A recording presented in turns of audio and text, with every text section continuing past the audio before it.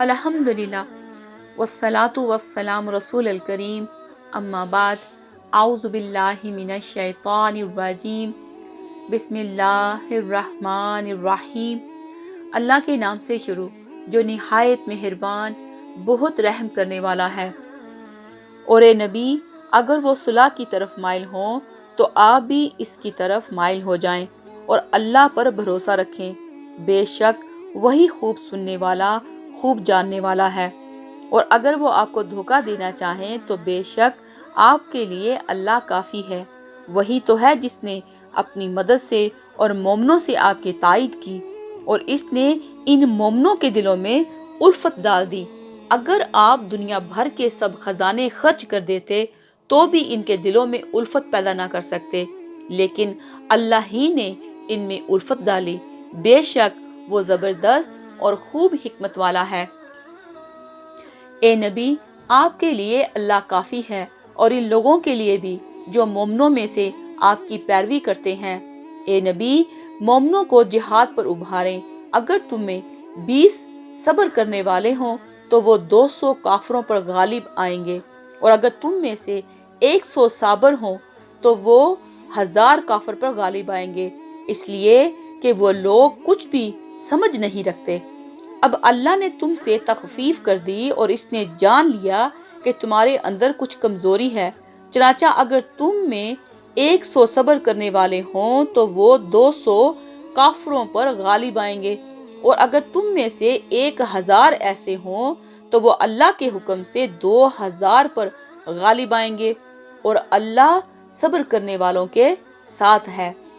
کسی نبی کے لائق نہیں کہ اس کے پاس قیدی ہوں، یہاں تک کہ وہ زمین میں خوب خون ریزی انہیں قتل کرے۔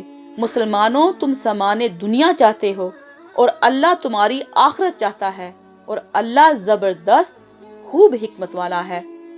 اگر اللہ کی طرف سے پہلے ہی ایک بات لکھی ہوئی نہ ہوتی تو تم نے بدر کے قیدیوں سے جو فدیہ لیا اس کے بدلے تمہیں بڑا عذاب آ پکڑتا۔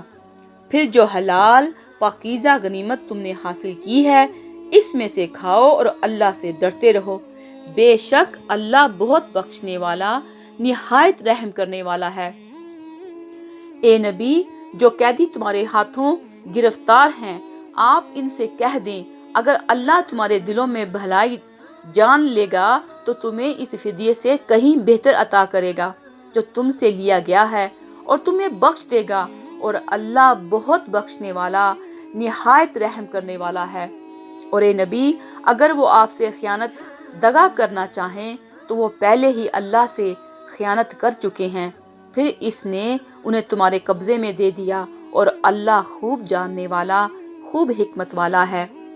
بے شک جو لوگ ایمان لائے اور انہوں نے ہجرت کی اور اپنے مالوں اور اپنی جانوں کے ساتھ اللہ کی راہ میں جہاد کیا، اور جنہوں نے مہاجروں کو اپنے ہاں جگہ دی اور ان کی مدد کی، وہ ایک دوسرے کے دوست ہیں۔ اور جو لوگ ایمان تو لے آئے مگر انہوں نے ہجرت نہیں کی، ان کی دوستی سے تمہیں کوئی غرض نہیں حتیٰ کہ وہ ہجرت کریں، اور اگر وہ تم سے دین کے معاملے میں مدد مانگے تو تم پر مدد لازم ہے، مگر اس قوم کے خلاف نہیں کہ جن کے اور تمہارے درمیان کوئی معاہدہ ہو، اور تم جو کام کرتے ہو اللہ دیکھ رہا ہے۔ اور جن لوگوں نے کفر کیا وہ آپس میں ایک دوسرے کے دوست ہیں۔ اے مسلمانوں، اگر تم ایسا نہیں کرو گے تو زمین میں فتنہ اور بڑا فساد مچے گا۔ اور جو لوگ ایمان لائے اور انہوں نے ہجرت کی اور اللہ کی راہ میں جہاد کیا، اور جنہوں نے مہاجرین کو جگہ دی اور ان کی مدد کی، وہی لوگ سچے مومن ہیں، ان کے لیے مغفرت اور باعزت روزی ہے۔ اور جو لوگ بعد میں ایمان لائے اور انہوں نے ہجرت کی اور تمہارے ساتھ مل کر جہاد کیا تو وہ بھی تمہیں میں سے ہیں، اور اللہ کی کتاب میں خون کے رشتہ دار آپس میں ایک دوسرے کے زیادہ حقدار ہیں، بے شک اللہ ہر چیز کو خوب جاننے والا ہے۔ آیت نمبر 149 اور 72۔ تفسیر طبری جیم 10 ص 5-6 میں بیان کیا گیا ہے کہ اس آیت اور جو لوگ منکر حق ہیں وہ ایک دوسرے کے حمایتی و مددگار ہیں، اور اگر تم دنیا بھر کے مسلمانوں اجتماعی طور پر ایسا نہ کرو گے، یعنی ایک متحدہ بلاک کی طرح ایک دوسرے کے حمایتی نہ بنو گے، تو زمین میں زبردست فتنہ فساد واقع ہو جائے گا۔ کی بہترین تفسیر یہ ہے کہ اگر تم وہ کچھ نہ کرو جو میں اللہ نے تمہیں کرنے کا حکم دیا ہے، یعنی تم دنیا بھر کے مسلمان اللہ کے دین کو غالب اور فتح مند کرنے کے لیے ایک متحدہ بلاک کی طرح ایک دوسرے کے حمایتی و حلیف نہ بنو گے، تو دنیا میں عظیم فتنہ، فساد، شرک و کفر، جنگ و قتال، ہلاکت و خون ریزی، ڈاکہ زنی، بددیانتی اور ظلم و استبداد وغیرہ برپا ہو جائے گا۔ اور ایک ہی وقت میں متعدد خلفاء مسلمان حکمرانوں کا ہونا بھی ایک فتنہ ہے، جیسا کہ صحیح مسلم میں عرفہ سے روایت کیا گیا ہے۔ وہ کہتے ہیں، میں نے نبی کریم صلی اللہ علیہ وسلم کو یہ فرماتے ہوئے سنا، جب تم سب مسلمان ایک خلیفہ کی قیادت سربراہی میں متحد ہو جاؤ اور کوئی شخص تمہارے درمیان افتراق و انتشار پیدا کر کے تمہیں الگ الگ گروہوں میں تقسیم کرنا چاہے، تو ایسے شخص کی گردن اڑا دو۔ صحیح مسلم حدیث نمبر 1852۔ ایک اور روایت میں ہے، رسول اللہ صلی اللہ علیہ وسلم نے فرمایا، اگر مسلمان دنیا دو خلفاء اعلیٰ مسلمان حکمران سے بیعت کر لیں تو ان میں سے پہلا جس کے ہاتھ پر پہلے بیعت کی گئی تھی خلیفہ کے طور پر باقی رہے گا، جبکہ دوسرے کو قتل کر دیا جائے۔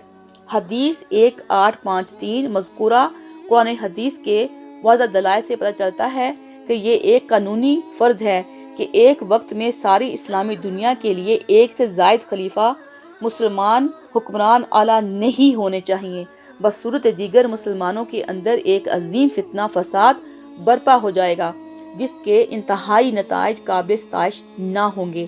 والسلام علیکم ورحمۃ اللہ وبرکاتہ۔